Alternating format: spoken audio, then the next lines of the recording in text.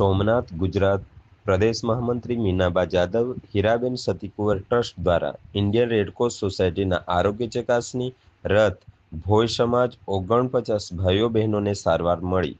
વેરાવળમાં Indian Red Cross society દ્વારા આરોગ્ય ચકાસણી રથની કામગીરી માટે કિરીટભાઈ ઉનડકટ ટ્રસ્ટી ગિરીશભાઈ અને અતુલભાઈના કાનાબારના સાથ સહયોગથી વેરાવળ ભોય સમાજ ભૈરવનાથ ચોક ખાતે લોકહિત સેવાઓ પૂરી પાડનારા સ્વર્ગસ્થ પૂનમબેન સોની, સ્વર્ગસ્થ અરવિંદભાઈ પ્રભુદાસભાઈ સતીકુંવર પ્રેરિત સ્વર્ગસ્થ સોની હીરાબેન પ્રભુદાસ સતીકુંવર સેવા ટ્રસ્ટ અધ્યક્ષ શ્રી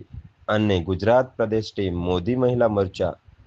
મહામંત્રી શ્રી મીનાબા આર જાદવ, ભોય સમાજના પટેલ શ્રી હરગોવિંદભાઈ વાજા અને સમાજના આગેવાન ધનસુખ મહેતાના અધ્યક્ષસ્થાને આરોગ્ય ચકાસણી રથ જે